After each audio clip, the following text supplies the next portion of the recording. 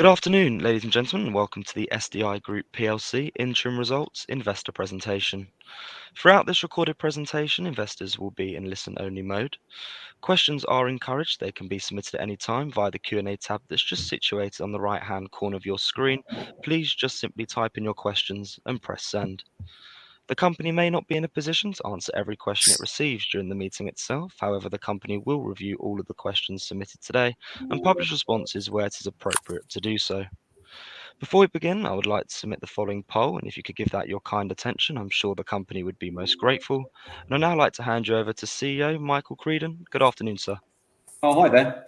So we'll just go through the interim results. So if we start on the agenda, Amit.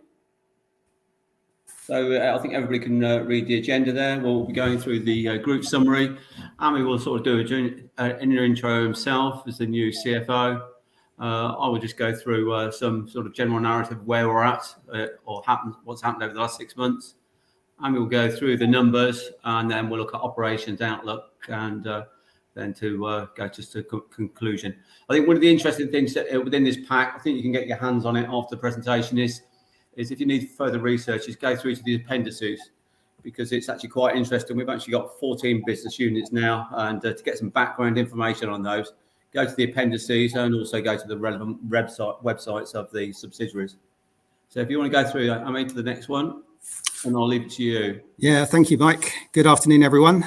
As an intro, my name is Ami Sharma. I joined the board back in August as the new CFO, as Mike said. I'm not the only new director, though. We welcomed Andrew Hosty to the board back in August too. Andrew is an experienced NED on multiple boards, as you can see from his profile. He was formerly Chief Operating Officer of Morgan Advanced Materials, a FTSE 250 decentralized manufacturing group. And he was on their board from 2010 to 2016. Well, about me, well, just to give you a bit of a flavor of my background, I was formerly the group CFO at Ultra Electronics, where I spent also a large part of my career. Ultra was a FTSE 250 aerospace and defense company. It's a decentralized manufacturing group with a small head office. And I was part of the team which embarked on a buy and build strategy in the late 90s and early 2000s. A question I get asked quite recently anyway is, why am I here? Why SDI? Well, before I joined, I saw what many of you see, a strong track record of success, a team with a good eye for acquisitions, and a strong collection of successful businesses. And having been here 4 months and having traveled around virtually the entire estate, I'm pleased to say that my initial thoughts have been correct. I've seen a collection of well-run, impressive businesses who understand their customers, have a good portfolio of products, and importantly, are capable of growth. That's all about me. Back to you, Mike. Okay, let's start off with a presentation about the businesses. I think people who've been on these presentations have seen this diagram many times. It's got a larger. In this sort of calendar year, we've acquired 4 businesses. And we started off in 2014 with Opus Instruments. That was the very first. And now today, we've acquired 17 businesses through equity raise on 3 occasions, and then it's through our own cash and debt. As I've said to you before, 4 businesses that we acquired this year, 2 were in this financial year, and we'll discuss those later on in the presentation. So what is the strength of this business model? You've seen the wording on the right-hand side before, but just to repeat myself, we've got all these businesses are run autonomously, separate business units, but what we're actually seeing now the group is getting bigger is synergies within the group as we acquire additional complementary businesses. Again, we'll discuss it further as we go through the pack. All acquired businesses have to be profitable and cash generative, as you well know. We don't rely on a single sector or region. That's why we've actually sort of been quite successful through the COVID period, because we have a range of businesses which were selling equipment within the COVID epidemic, and some finding it tough, but we were very successful as a group. What I'd actually like to do is just to repeat what I said right at the start, and that is please refer to the appendices on the where it's indexed group brands, and then you can actually see the sort of sectors and regions and the type of products we actually sell within the 14 business units. So what we do with these businesses is when we acquire them, limited sort of cost as an exercise, very minimum. And what we try to do is to invest in organic growth in these businesses. So if we go on to the next slide, Amy, this is a new one for us, UK and world presence. What we've actually got here is we're highlighting the 14 business units and where they're located.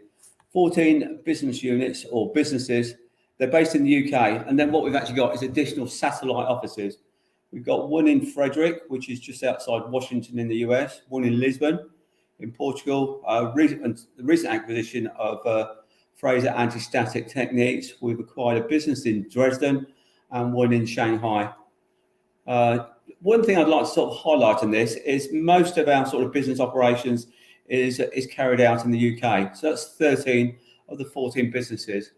But in recent years, what we've actually done is moved the majority of the operations of Atik cameras across to Lisbon. And so what we've actually got in Lisbon now is 35 people over in Lisbon. And I think it's 11 people within Borborough, which is near Norwich. So what we operate in Norwich now is just the R&D centre, sales and marketing. And then the rest of the operation, including finance, is within Lisbon. Now, my role is sort of twofold, really. One is an operational, and the other one is to delve into M&A. Over a 6-week period, I try to visit all the business units within the UK. So I'm actually seeing them probably 6-7 times a year. And then with the overseas offices, I try to visit them every 3 to 6 months. But it all depends on what time is taken with M&A. Like I said to you, this year we've accomplished sort of 4 sort of acquisitions within the calendar year. So it's actually been quite busy for me on that aspect. But like I said, I do like to visit the business units as often as possible. So then I'd like to hand you over to Amy, who will go through the financial information. Thank you, Mike. On to the H1 financial year 23 results. Okay, this slide shows the key financial highlights for the first half year. These you will have seen from the press release already, so I won't spend too long on this particular slide. But the headlines are strong revenue growth of 28%, which translated into strong operating profit growth of 19%. Both basic earnings per share and adjusted diluted earnings per share also showed strong growth. Cash generated from operations declined by 57%, and with all of these, and on all of these, I'll talk a bit further in the forthcoming slides. Okay, this slide shows some extracts from the income statement. The headlines from this slide are total sales growth of 28%, as I said, of which 3.8% was organic. This was driven by the one-off Atik cameras order for cameras which go into PCR machines. £6.1 million of the growth came from acquisitions. The acquisition of Fraser Anti-Static Techniques was made at the very end of the half-year period, so is not included in these numbers. In terms of gross margins, there's a mix effect going on here, with our acquisitions having slightly lower gross margins than our existing businesses. If you exclude these, gross margins held. As I mentioned earlier, adjusted diluted and basic EPS both showed strong growth, in fact, stronger growth than our profit growth. And this was due to the comparative period tax rate being higher as a result of a one-off adjustment to bring the deferred tax charge up to 25%.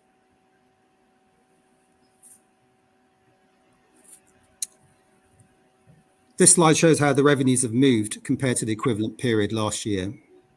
As I mentioned, acquisitions contributed £6.1 million in revenues.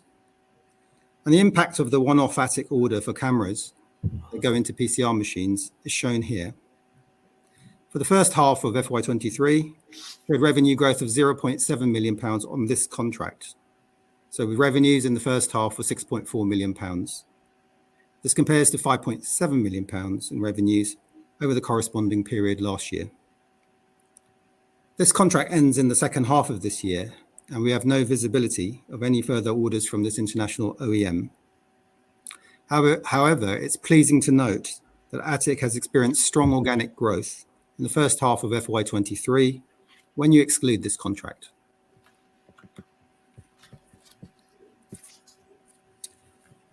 This slide shows the performance of our two divisions, digital imaging and sensors and control. As a reminder, the digital imaging division includes Atik cameras, Synoptics, and Graticules optics. All of our other businesses are in the sensors division.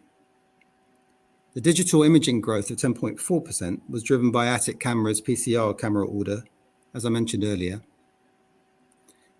All of the acquisitions made in the last 12 months have joined the sensors division, and all of this division's growth comes from these. Looking at the trading in this division, Sentech and Applied Thermal Controls both had very strong trading halves. This was offset by component delays at Chell and Astel's control systems, and a slower post-COVID first half at Monmouth Scientific. Both LTE and Fraser, as new acquisitions in the group, Mike will cover these a little later on.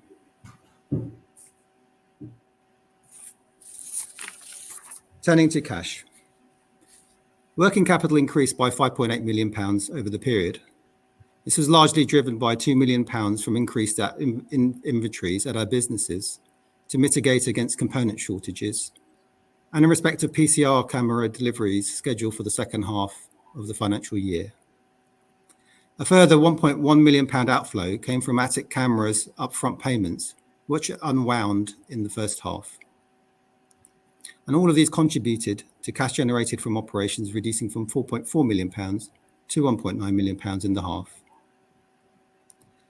Over the first half, most of the acquisition consideration were funded from our bank facilities. You can see this more clearly on the next couple of slides. This slide from left to right shows the working capital movements I've spoken about. You can see the Atik cameras unwind of upfront payments, the increase in inventories here, and on the right-hand side, you can see the 16.6 million consideration for acquisitions, which was funded by an additional £15 million in bank borrowings.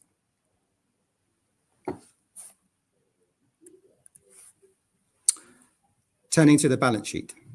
The growth of assets and liabilities you can see here is driven by acquisitions.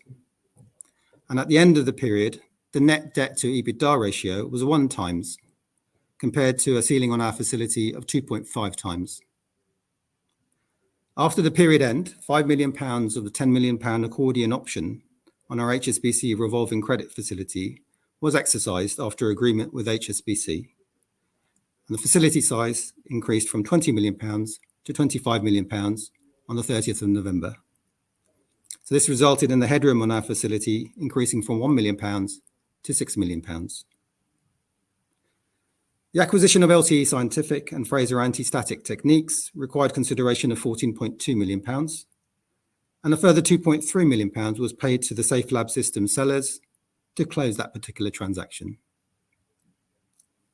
At the end of the period, £2.5 million in deferred consideration is included within trade and other payables in the balance sheet.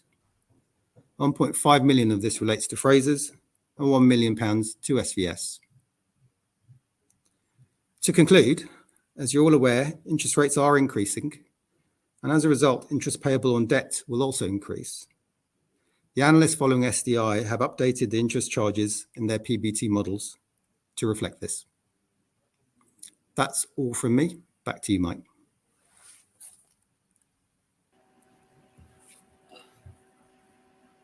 Okay, do you want to flick onto the next page, Ami? Yeah. Okay, so now you've got me right to the end. So this is page 16. This is the first acquisition we did in this current financial year. We acquired this in August 2022. This business has been on our radar for the last 5 or 6 years. Ken Ford, my chairman, and I met Colin Perry a number of years ago in London, one Christmas period. I wanted to try to buy the business. We were too small for him, and so that meeting was very short. But over the years, you can actually see we've grown, and he's taken an interest in our business. And we agreed heads of terms I think it was a number of months ago. Then sadly he died, so it went into probate, and it took us a number of months to get this over the line. It's based in a place called Greenfield, which is near Oldham, Greater Manchester, and it's within 44,000 square feet facility, single-storey building. So it's actually a sort of quite a big footprint right in the middle of Greenfield, a nice area, just outside Oldham. That's again, I think this is the second one whereby we acquired the property. The family didn't really want anything to do with the business. They wanted to get lock, stock, and barrel of the whole business, including the property. So we bought the property, and that was part of the asset purchase. This business actually specialises, if you do some research, it specialises in the supply and service and manufacture of medical and laboratory equipment. It's got a massive range of products which we really need to get through and analyse. Major ones are autoclaves, steam sterilisers, endoscope cabinets, and also laboratory ovens, and also environmental chambers. We do have a significant order for environmental chambers, which came through just before we acquired the business. You may have seen when I think 83% of your shareholders, so you do look at brokers' notes, and you would have actually seen that it's high revenues and low profits. So we acquired it on a multiple of just about 4 times PBT. That's a historical 3-year PBT. And we are positive with the synergies, with the collaboration with Safe Labs and Monmouth, that we can achieve increased profitability. And what we've actually tried to do, I think it's in the beginning of January, we've tried to put together some meetings. I think the 3rd week in January, myself, Monmouth's MD, Alan, and Roger from Safe Labs are meeting face-to-face with John Lees, the MD of LTE, to say how can we actually increase our group revenues while still remaining autonomous units, because we do actually cross over in a number of areas. I think one of the areas of interest is all 3 of these actually service equipment. You know, can we actually share some servicing? Because one of the sort of problems we have in this year, apart from component shortages, is trying to recruit service engineers. It's become very difficult for us in this period of time. But I'm sure, you know, with these 3 guys, they're very sort of positive that we can actually try to increase our revenue share in line with or in comparison to our competitors, that we should actually achieve this hopefully within the next sort of year, 2 years. So you flick onto the next one, Amy. We'll look at Fraser Anti-Static Techniques. We acquired this business in October 2022. It was a bit outside of our sort of area. The business was bought to us, it was quite interesting really, by a company called Thomas Westcott Corporate Finance. Now, Thomas Westcott are a set of accountants with a side line into corporate finance. They were the advisors of Safe Lab when we acquired Safe Lab in this calendar year. So they came to me with a very interesting business called Fraser Anti-Static Techniques, or we'll call it FAST now, and said, were we interested in purchasing it? This is the biggest acquisition we've actually completed. You know, 3-year average historical profits of 1.4 million. So it's out of our sort of scale of what we've been buying in the past. It turns over sort of £7-8 million worth of profit, and it's a very nice business. And we can actually think we can actually sort of grow that business. It's a leading manufacturer of anti-static products from a number of industries, but the main area is plastics. So it's from sheet plastic to injection molding plastic. So what we're actually doing is taking the static electricity away from that machine. So if any of you worked in sort of the electronics industry with an R&D or an R&D centre, you'll actually see somebody has a mat with a wire earthing the desk away from the individual. Well, this is a sort of more sophisticated piece of equipment. The major area we're selling into is Germany, but we do sell all over the world. And where we think the growth is in that business is going to be in the US and into China. But like I said to you, they have actually got a subsidiary in Germany. That is just for one customer. When we came out of Brexit, then a German customer couldn't actually trade with us. So what we've actually done is set up a German subsidiary, and then we move product and invoicing through that business. We do sell into Germany, into other customers, but we don't use that vehicle. China, the distributor has been around for many years. They set up that about 3 years ago, and I'm sure there's an opportunity to grow that business. As I actually mentioned about multiples, everybody's interested in what multiples we're buying our businesses. So this one was the most expensive to date. That was at 5.8 times PBT. If you look at our sort of scope on acquisitions, we try to buy between 4 and 6, and I think in 17 acquisitions we've actually kept to that.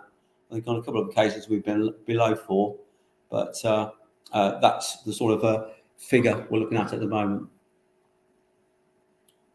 And just another point as well as I look at this presentation. Yeah, they're based in Bampton in Devon, and they've got an R&D centre which is based in Bristol.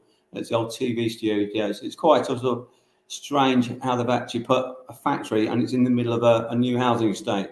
So to get planning permission to build a housing estate, they had to have some industrial premises.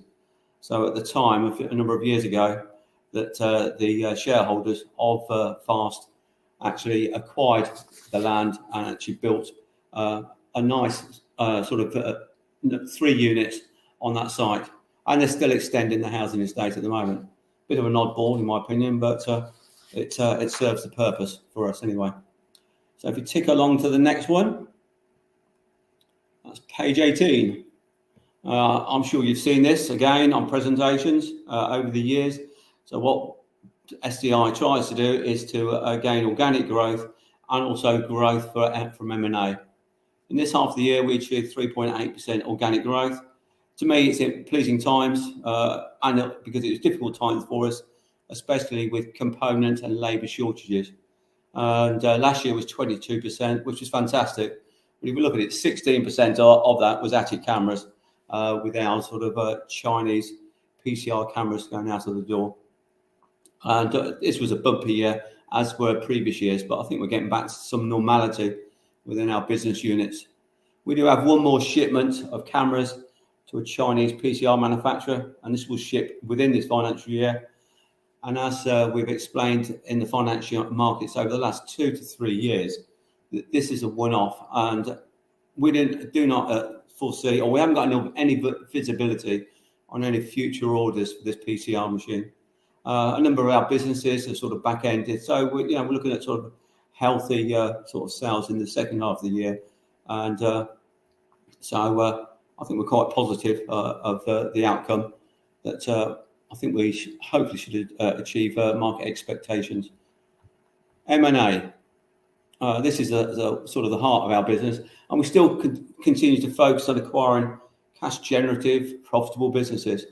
Like I said to you right the way through the presentation, we've acquired 4 businesses this calendar year, 2 in this year, but we don't set a target number, but I think on average we're doing about 2 a year. We have done since February 2014. Our pipeline still remains strong. We've got a good track record with friendly acquirers. I don't see why this should change or continue or shouldn't continue. Our criteria remain unchanged, and that is really, we're looking at sort of scientific, technical businesses with a manufacturing bias, which means you can actually control the gross margin. As well, as I said before, as you well know, we want cash generative, profitable businesses with a strong management team, and also strong exporters within these sectors. Sometimes that's actually quite difficult to actually put across in presentations, because a number of our businesses actually are OEM businesses. So we actually integrate our products into other pieces of equipment. And that is usually in the UK, and then it's shipped overseas. So it's very difficult to see where it is it's being placed. The only time we can actually do it is if we actually deal direct on consumer parts. And also, we actually buy businesses at a fair price. If we flick onto the next page, this is a diagram sort of John put together in the last couple of years. Very nice diagram on page 19. If you look at it by, it's 35% compound annual growth over a 6-year period. On the build side, our return on capital has increased from 12% to 34% over the last 6 years. So there's some big numbers coming through over these years. And this is due to our strategy to invest in revenue and margin growth within these businesses. I will expand on it over the next couple of slides. And as I stated, 17 businesses have acquired in sort of 8 years, nearly 9 years now. And 6, what we've actually done is combine them into existing business units. And then we've got 11 standalone units. And then if we move on to page 20, this is where I want to expand on what we actually do in the way of investment in our businesses. So what we do is invest in those businesses. I think sort of 3 sort of good examples of that is Graticules. I think we mentioned it in the results side. What we're doing is refurbishing or getting an old 1960s building. That should be completed within the next couple of months. So what we've actually done is put a clean room facility, laminar flow cabinets, painted, decorated the building. It was like a rabbit warren, so it's more open. And the next phase, if we can actually, or Amy, as the new CFO, can look at whether it's a viable proposition, is to expand the building, and that is build on the side of it. Because currently we've got that unit, and then we've got a small service office just down the road. But it'd be nice to put everybody under one roof. But we have to look at whether we're going to get a good return on our investment in the foreseeable future. The second point is what we actually do, as you well know, is R&D. A good example of that is with Synoptics. I don't know whether you've actually looked at some analysis on them. They've got a very smart machine called Autocol, which is an automated colony counter. Really, it's for the pharma industry. And what we've actually done, or Kate and Claire with that business, is reduce the headcount, and we've outsourced R&D in a number of occasions. And this is one of the projects we've outsourced, this colony counter. This is the version 2. What's actually happening, especially through the COVID period, not to bore you at all, is the colony counter can count, I think it's up to a sort of 90 plates at any one stage. The current Petri dish are 90 millimeters wide. There's a new one out at 55 millimeters, which was developed during the COVID period. It's got a tighter lid on it. We tried to put an adapter in the new machine, but it was going to cost more than the old machine. So what we've actually done is developed a new machine. We've ran this over the pharma companies, and they're very happy to take this on board, that they will actually need another machine. Another area, sort of, again, back to synergy. Another area, this is very recently, over the last couple of weeks, and really it's all due credit to sort of Roger Guest, the MD of SafeLab. What we've actually looked at is the marketing talent. We've recruited a number of specialised marketers or marketing people in digital marketing. These are young kids, and what we need to do is to see if these marketing people can actually help some of our sort of smaller subsidiaries. So we held a group marketing meeting recently, just on Zoom or Teams or whatever it was, and to see what we need to do to expand our knowledge and collaboration within the digital marketing across the group. So there was 2 or 3 people who stood out within the group who could actually help people like MPB Industries, who are sort of are behind, well, not behind the times, but they do need some help with these new tools and techniques within digital marketing. So hopefully, with the resources we've got in place, we'll be able to help these guys drive new customers through to our website. As we've seen in the press recently, supply chain issues have continued to cause problems for us. There is one part was highlighted, I think, last week when I was at LTE, a 52-week lead time on that part from the US. But we've managed to actually reduce that lead time by buying it in the US instead of our UK distributor. And hopefully that's alleviated the pressure on production. But we're not alone with these challenges. If you've seen on recent RNS press announcements, everybody's got their problems on trying to fulfill orders because of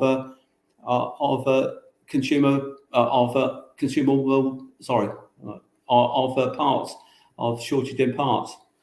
And another area I'm sure it'll come under Q&A is inflation. You know, what we try to do is with our price increases is try to pass on to our customers where possible. The easiest time is with new business because you actually incorporate it into a new quote.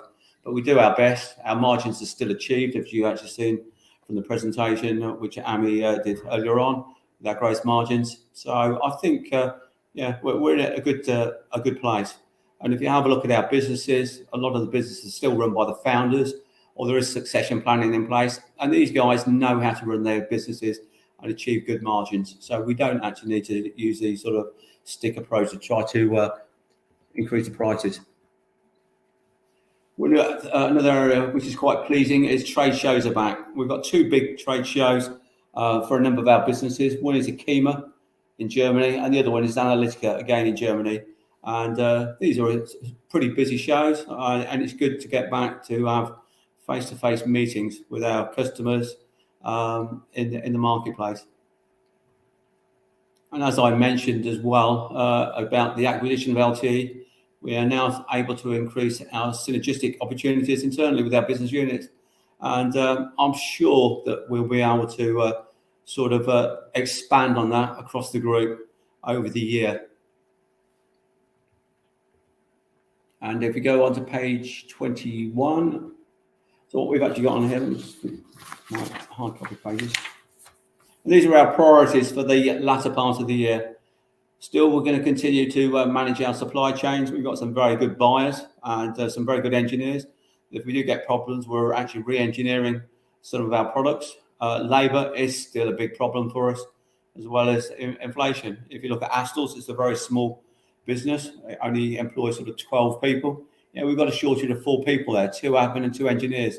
So we're in a very difficult market at the moment.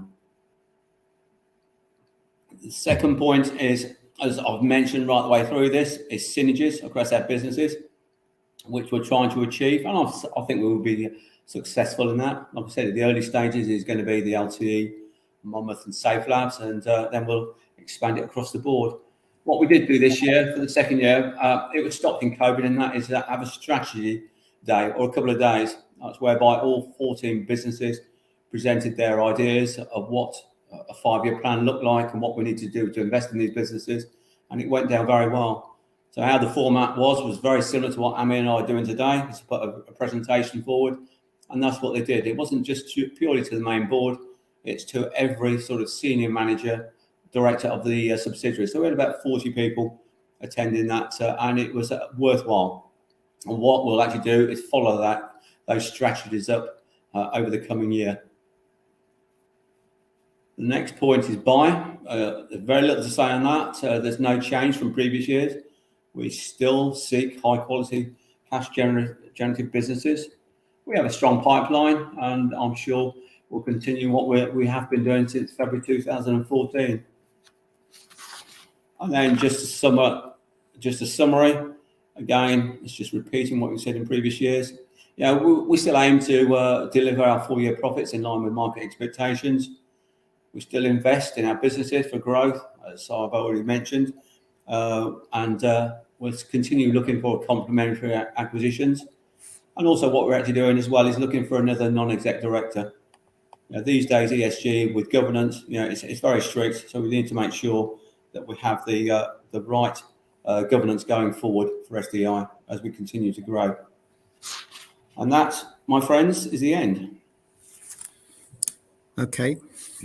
Michael, Ami, if I may just jump back in there, and thank you very much indeed for your presentation this afternoon. Ladies and gentlemen, please do continue to submit your questions just by using the Q&A tab that's situated on the right-hand corner of your screen. But just while the team take a few moments to review those questions that were submitted already, I would like to remind you that a recording of this presentation, along with a copy of the slides and the published Q&A, can be accessed via your investor dashboard. Michael, Ami, we obviously received a number of pre-submitted questions ahead of today's event, and as you can see in the Q&A tab there, we've also received a number of questions during your presentation this afternoon itself. So thank you everyone on the call for taking the time to submit their questions. And Michael, Ami, if I could just hand back to you to respond to those questions where it's appropriate to do so, and then I'll pick up from you at the end. Thank you. Okay. So one question for you, Mike, which is, when we take the revenue and profits coming from COVID and we strip them out from the core business, can the core business still manage double-digit growth in the coming quarters? Thank you and great work. Okay. I can't see why not. Well, not double digit. We've never actually said double. Is that double digit growth? Yeah, well, that's the question is double digit, but yeah. No, we've never actually said that. What our target is high single digit growth. You know, we've had a great sort of 2 to 3 year ride with the COVID products, but I don't think it's going to be double digit growth. You know, we never actually said that on the outset. So it's always going to be, my target has always been high single digit growth. You know, if you look at some other businesses, you know, they're in line with us, but not double digit growth on organic. Maybe with, I'm sure it will be with acquisitions, but if you just strip out the acquisitions, it's high single digit is my target. Okay. You've acquired a lot of freehold property with your recent acquisitions. Are you intending to sell and lease back? I'd like to see you carrying on shopping for new businesses as they go and sell without necessarily maxing out on the accordion. I'll answer that one. Yeah. Well, we've acquired 3 freeholds. In terms of, there's no current intention to do a sale and lease back. I understand the question. Obviously, if you do that, you do incur then the P&L charge, albeit it'll be directly in operating. But yeah, we will consider this in the next year or 2 as well. So not currently, but maybe in the future. Yeah, can I just expand on that, Amy, as well? Mm-hmm. Yeah, it's when we buy the properties, we actually put a nominal rent charge through on the valuation as well. So we've actually got a true reflection of what a rented property would be when we look at the goodwill valuation. So we do build that into our valuation. I just wanted to mention that to people. So we don't just buy the property and say it's our property. There has to be a rental charge in there as well, because at the end of the day, we need a yield on that, not just like anybody else. Are there any decisions made to divert any manufacturing from any divisions to move away from China to a different region? If so, where would work better? Thank you. To move away from China, or I've moved to China, I think is what the question means. So no. I don't know is the answer. They're nice and simple. Easy one. Are you pursuing any US deals? Yes.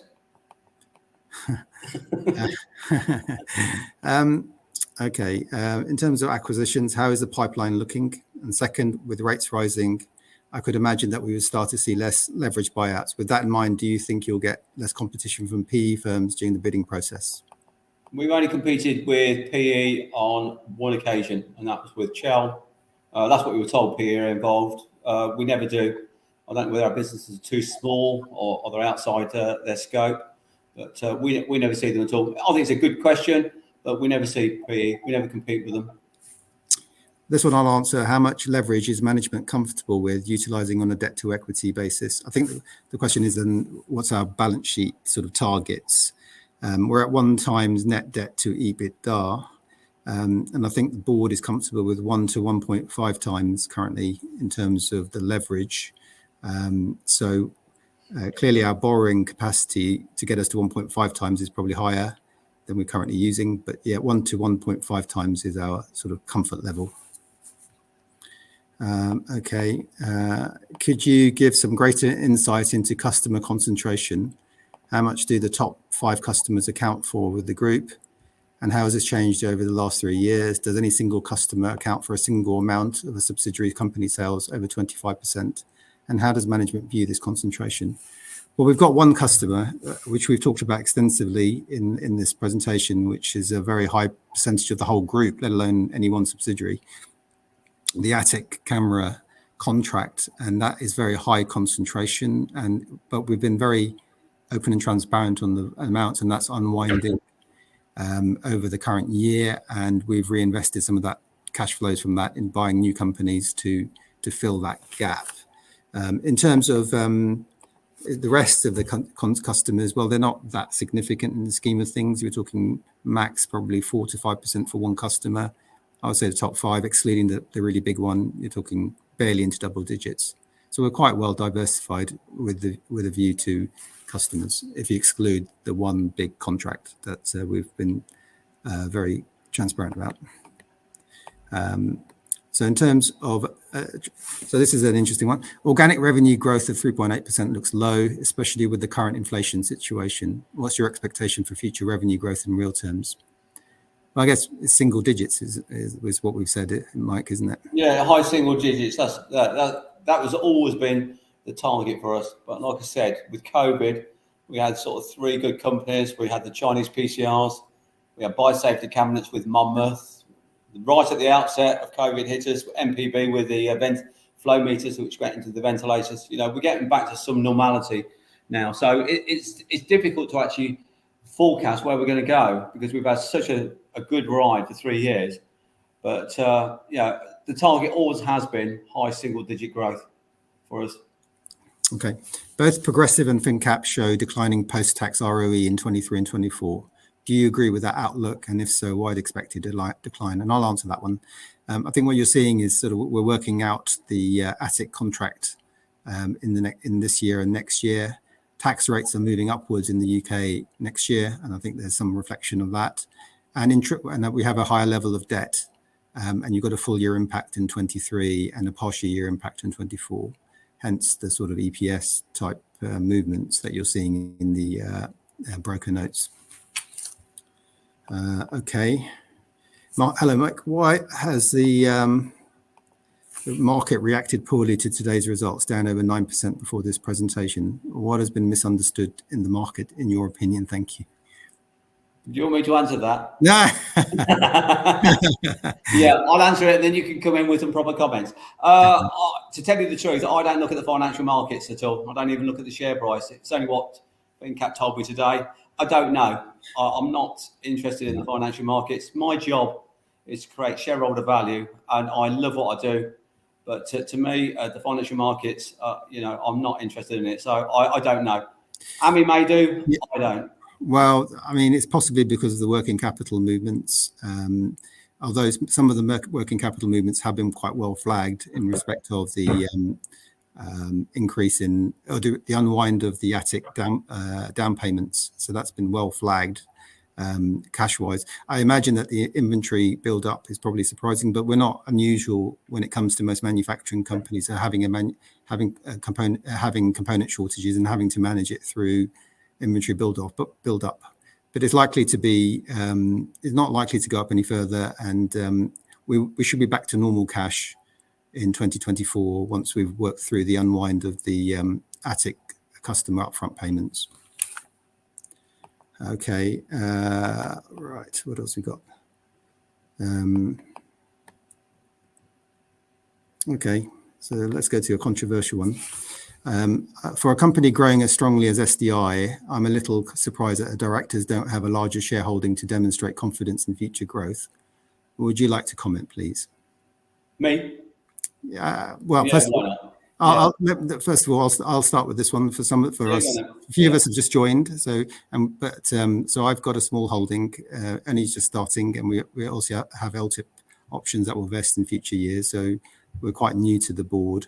And typically NEDs don't have a huge shareholding, although some of the ones here do. Mike? Yeah, I think we want to answer that. And the next question, Ami, about why I sold my stock. Yes, I'll do it all in one. First of all, as I mentioned before, I'm not really interested in the financial markets. I don't understand them. I think my job is, which I enjoy as MD or CEO of the group, is to create shareholder value for you guys who sit in there today as shareholders. I sold it because there was a number of our employees and ex-employees were going to sell stock. My job is to speak to you and also institutional investors. There was demand for shares, and we agreed, I think it was about 750,000 in shares with FinCap to sell. And at the last minute, our employees and ex-employees backed out because the share price wasn't high enough for them. So I didn't mind. I sold the stock. What have I done with it? Stuck it in the bank, give some to my kids so they can get on the housing ladder. I'm not that overly concerned about the money side. If I have buy shares in it, like I said, I don't understand. I'm not interested in the stock market. So for me, I think I hopefully do a reasonable job for you guys. And to me, I'm not motivated by having lots of shares in any business, really. Like I said, I don't follow the market. And I'm just being honest with you, just like I've been honest with the people at Mello and all the institutions where we've been going around today. Okay. Do you expect to be able to get the gross margin of your acquired companies up to your existing businesses? That's a good target. Yes, is the answer. I think we need to. Yeah, I think so. We will work to do that. Yeah. I'll answer the next one. In the next 1 to 2 quarters, do you expect inventories to go down? The answer is probably not. We will. Some of it will, because we will ship out the cameras on the Attic contract in the next month. So there will be some decline, but whether there will still be an increase likely in inventories by the period end. It just may not be as high as 2 million, but there will be an increase at the full calendar year end. Okay. I think we might be coming to an end. I can't see any others. Well, yeah. I've got one here. This is a real cool one from Patrick L. Okay. He's done some real good research. Go ahead. He's seen a photo of a new CNC machine delivered in Attic, Lisbon, which is cool. So what we're actually going to do is, yes, you're right, it is outsourced currently, but what we want to do is, first of all, is use it purely for developing new cameras. It could be going forward that we use it in production, but initially it's just develop cameras.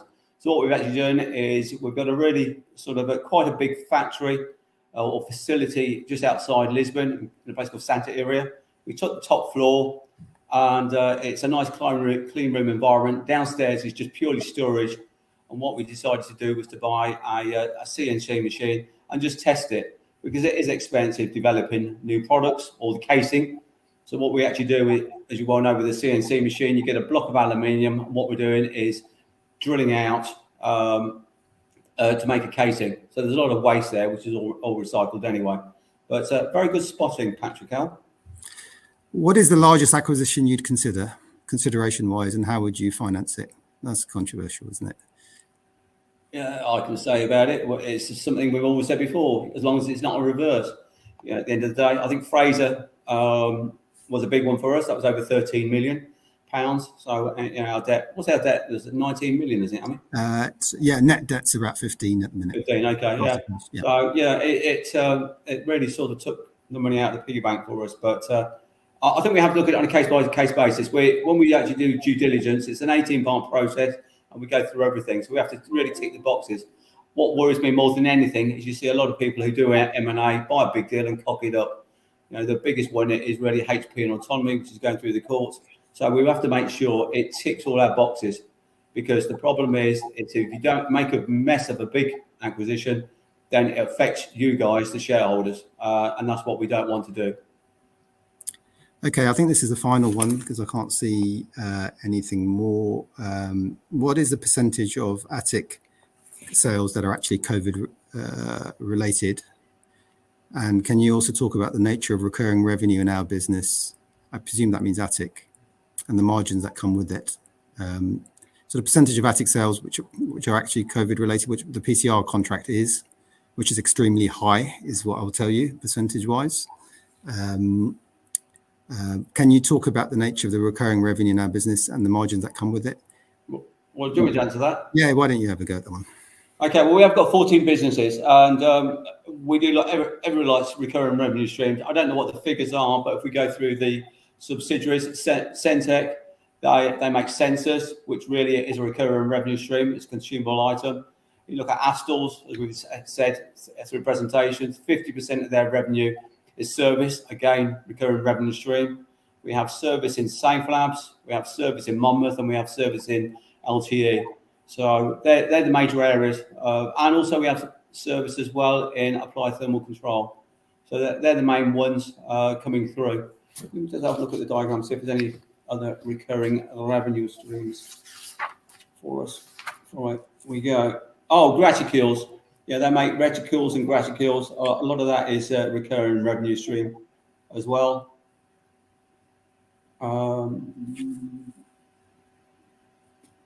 That's it, really. So I think it's about 20% of our revenue is recurring revenue stream, but I've worked out roughly. And that is, and I actually sort of include service on that. Okay, I think there's one more actually that I would like to just wrap up with. Yeah. Are there any specific goals you plan to reach within 5 years, for instance, in terms of growth efficiency ratios? business quality and position. And then there's a final financial one, which is someone's found 2.86 million labelled cost of development. Does this item express the overall R&D spending for the whole group? I'll answer that one. Do you want to answer the first one? I'll answer that last one, which is, no, it's not the overall R&D for the whole group. It's just those that are specifically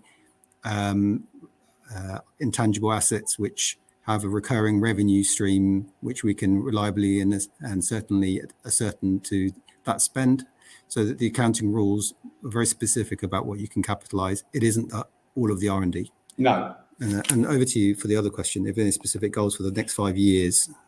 Look at me. So it's hard enough actually forecasting or looking at the next 12 months in this strange world of uncertainty. But I think I think high single digit growth, I think, is probably it is. But I think I think we're going to be. I mean, I've become a lot cleverer with it now. We've actually started to introduce this strategy days, and also I think one area we've got to do is this going around the subs, isn't it, Amy? Do you want to expand on that, which you're setting up? Yeah, so in terms of going around the subs, we are going to spend more time of regular meetings with them to discuss strategic objectives. We're starting that at the beginning of 23, and these strategic objectives have come from our strategic meetings. So we're linking our regular meetings in terms of business management. So we will do that in the next year. And there will also be more stuff on ESG. We'll be working on ESG, and that'll be a high priority for us in the next 5 years, certainly in the next year for sure. So you'll see us talking about our impact on the environment. So that's a high priority. Oh, we've got 9 minutes. I've got another cat. We got another one here. And this is from Jonathan R. about the Atik Chemimos camera. So this is a new area for us, the Chemimos. So what we've actually got is Atik cameras. The majority of their cameras are CCD sensor-based cameras. You know, once we sold to the PCR manufacturers, the majority of our cameras were developed by sort of Steve Chambers and Rory Tripper many years ago. So we've got a new R&D team, and what we're doing is moving over to the CMOS sensor. So just like your mobile phone or your digital camera, it has a CMOS sensor. So what we're trying to do is develop these cameras using a CMOS sensor. So it's a completely different type of technology. So we've got one developed. You've actually seen it on the website. And what this does is go into gel documentation systems. So what we're doing is taking a digital picture of a gel. It's to do with analysing proteins and DNA. So it started in the early days with Atik cameras selling to Synoptics, their Syngene division, which is gel documentation systems. And then we've actually been selling these oldest cameras, the CCD cameras, to another manufacturer of gel docs. So what we're trying to do with this Chemimos is to be sort of world leader and to try to sell it to other gel documentation manufacturers. Now, the top ones are the US, which is Thermo Fisher, Biorad, Protein Science, and also Azure. So they're the major gel documentation manufacturers. And then you've got one called Viva, which is in Europe. So that's what we're trying to do with that. So that's the new technology coming through. And this is based on a recent tweet coming through. So I think you're fully up to speed on what we're trying to do with Atik. Okay. I think that answers one on Unai, from Unai, who says, can you talk about future Atik opportunities? I think you just did. I saw Atik was expanding greatly into other industries. How big can that be? I think that's a difficult call, really. I think this is what we're trying to do at the moment. And I'm sure that will come through when we go through the budgeting exercise, which is going to be in the next couple of months with Panos, the MD of Atik Cameras, and also through our strategy sessions. So following on from what you just said, I think, hold on. How frequently are we currently meeting our subsidiaries, and how much are you going to increase this to? I think we go out fairly frequently. You do certainly, don't you, at the minute? Yeah, well, I visit them probably, well, like I said, every 6 weeks I'm out, I go around them. So I'm seeing them 6-7 times a year in the UK, like I said, and then on quarterly with the overseas subs. So I'm always out on the road. So I'm out on the road probably 3 or 4 days a week. And for me, having been here only 4 months, I've visited each place once, and I will increase that to, we'll do it every quarter for sure. And then we've got Jonathan, the financial controller, as well. He's out regularly visits as well. So we're regularly going out, and we're just going to formalise it a little bit more and it'll be involve me and Mike. And I've got a question, interesting one. I'm delighted to see you're looking for a new NED. Have you met any suitable female candidates, perhaps? You can say yes. Yes, is the short answer to that. And okay, I think if it isn't because of having a substantial stake at SDI, why are you incentivized for staying at the group, to remain at the group? Who, me? Yeah, I think Love it. That's why. And also we do have incentivization to stay. If you look at the back of the presentation, you'll see we have long-term incentive plans in place for both myself and Mike. We do have options, some of which are quite valuable to Mike. So we are incentivized, and they're performance target related as well. Yeah, but money is not an incentive for me, to tell you the truth. If you speak to Ken Ford, I'm probably an unusual beast. It doesn't bother me. I like my job and I like what I do. So I'm not that bothered about these type of incentives. We've got them in place, good. But, for me personally, I haven't got a high standard of living. I don't drive around in big expensive cars. So I'm not that bothered. Okay. I like doing my job. I think that's it. Yeah. I think that's it. Michael, Ami, if I may just jump back in there, and thank you very much indeed for being so generous of your time there and addressing all of those questions that came in from investors this afternoon. And of course, if there are any further questions that do come through, we'll make these available for you to review, to then add any additional responses, of course, where it's appropriate to do so. Michael, perhaps before redirecting those on the call to provide you with their feedback, which I know is particularly important to yourself and the company, if I could please just ask you for a few closing comments to wrap up with, that'd be great. Okay, I think you've known me. I've been here for sort of 10 years. I'm pretty blunt and truthful in what I say. So hopefully I've answered all your questions. I've got nothing else to say apart from I hope you have a very nice Christmas and a prosperous New Year in these difficult times. I think it's going to be a difficult sort of 12, 18 months going forward. And hopefully we can make some success during this period. Michael, that's great. And Ami as well, thank you once again for updating investors this afternoon. Could I please ask investors not to close this session, as you'll now be automatically redirected for the opportunity to provide your feedback in order that the management team can better understand your views and expectations. This won't take a few moments to complete, but I'm sure will be greatly valued by the company. On behalf of the management team of SDI Group PLC, we would like to thank you for attending today's presentation.